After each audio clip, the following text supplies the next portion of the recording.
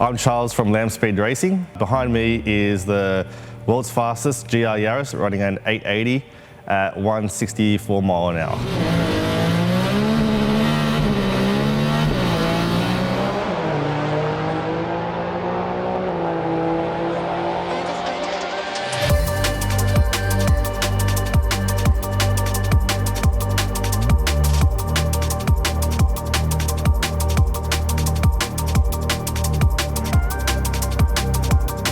The first pass he ever went out, I told my mate Mez, look, just go down, see if the car selects all the gears, and first pass we went 9.0.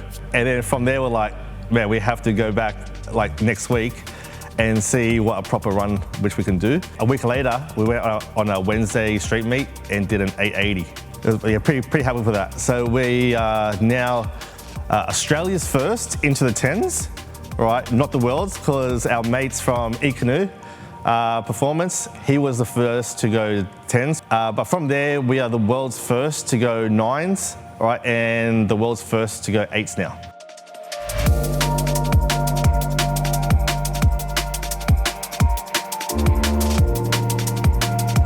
For those who don't know, this is a GR Yaris. They share the same sort of like running gear as a GR Corolla.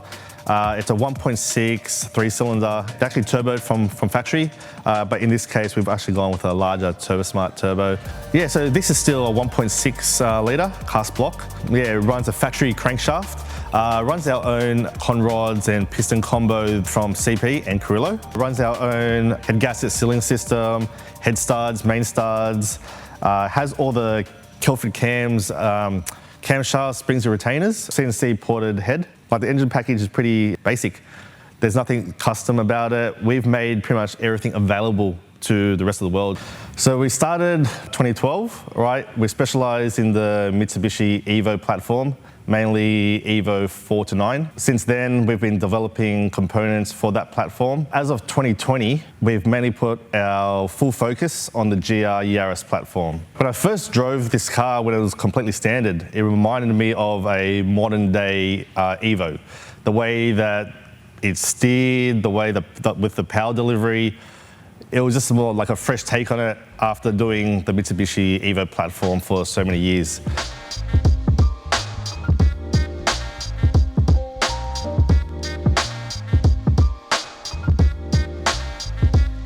Me and the team still can't believe that this engine makes over 1,000 horsepower. Very amazing. Like, so far there's no issues. We've done probably, from memory, 3 or 4 full passes, a few half-track passes just to dial in like the 60-foot and a few things. Prior to this, right, we were running roughly about 880 horsepower using our old engine that was doing both time attack and drag racing. That engine we ran 940 with, and that was rated to about 900, so it was getting pretty close to it. Right, I didn't want to continue racing on it because that engine was in the car for like 2.5 years. I've come from Evos like many years ago, so like I was very limited to what I was exposed to. So my experience as of recent, like probably the last 4 or 5 years, especially with field tuning it, these cars from, I don't know, I'll say from about 400 horsepower to about 600 horsepower, they drive actually like a standard car. Like if you don't strip it out or do anything crazy with it, these cars can drive like standard, idle like standard. I do have a lot of people asking me, oh, has it got a billet block and all that sort of stuff? No, it's still got like the factory cast block. Right, we do like a insert, like a cylinder support system for it. The amount of stock parts there on this car, like a lot of people wouldn't really believe us. It's got a standard transfer case, standard rear diff. We just put like LSDs in them. Standard axles. The only standard, well, aftermarket thing on this for like the drivetrain is just the gearbox. Whereas with the Evos back in the day, man, we were braking, transfers, gearboxes, rear diff, like axles. I'm still pretty sure that a lot of people still break all of them, you know what I mean? Even though there are upgrades, but yeah, this thing's been great. There is a turbocharger hidden behind there somewhere.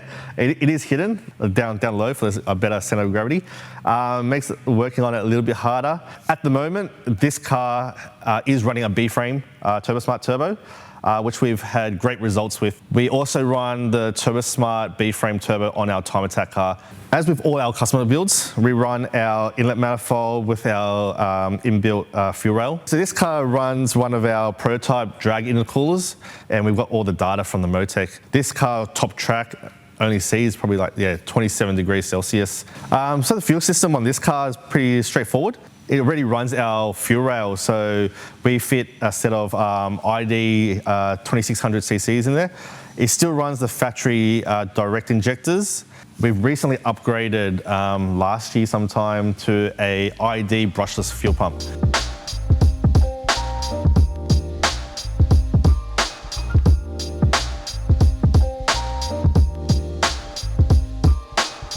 So when I first got this car back in December 2020, all right, we already started making a few parts for it, just basic bolt-ons like exhaust and all that sort of stuff. My driver, Adam, all right, we went out, tested the car at Wakefield Park back in the day. The plan was to immediately get it ready for World Time Attack 2022.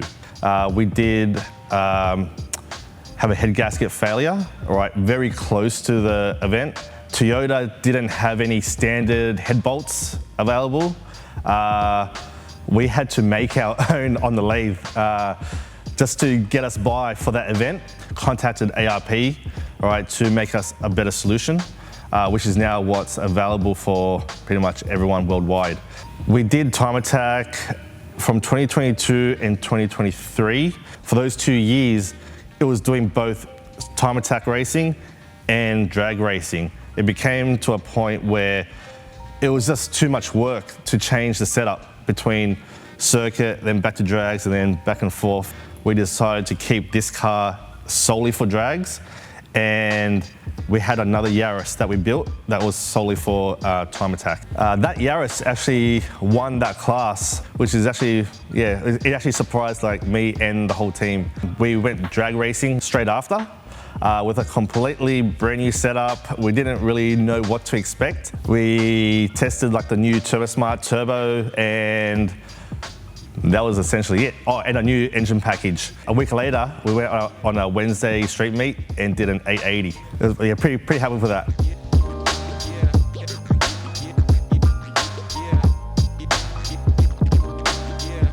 Yeah, so this year when we bit a bullet and we decided to make this a full-time drag car now, we've actually got it teched, right? We've got a full cage in it now. The Time Attack cage has come out and gone into our other car. I used to drive this car on the road a little bit here and there, but it's gone way out of control. So yeah, just keeping it as a track car now. As you can probably see that there's a few parts that are left over from when we were doing a circuit racing with this car. Paddle shifts here, they don't actually work anymore. Our driver prefers the actual shifter over the paddles for drag racing. We've still got the Bosch ABS system with the brake bias here. Yeah, we've got the Katuk 6-speed now. We do use nitrous to bring it on the actual power band, being like a 1.63 cylinder. We kind of need it. So we run the MoTeC M142 plug and play ECU for this car. It's just what our tuner Filama prefers to use. Yeah, it makes the car just like everything starts and drives. We can adjust the actual diff lock on it. That diff lock firmware is actually developed by Filama. We can adjust our launch control, we can arm the nitrous, increase boost, whatever we want from there. This runs a Katuk 6-speed. It's a full billet housing, has an inbuilt, like a LSD in it where you can adjust the preload of it externally. Yeah, these things shift amazing. Super fast, super smooth. Like, yeah, I would recommend this to anyone.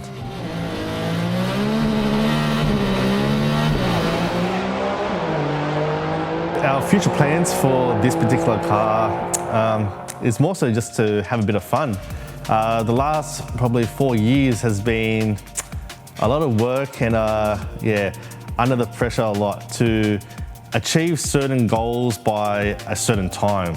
Now that we've accomplished everything which we wanted for this particular car, so we've won Time Attack this year with a first to go 10s, 9s and 8s in the quarter mile. So yeah, it's more so just go out roll racing, have a bit of fun. Yeah, that's pretty much about it.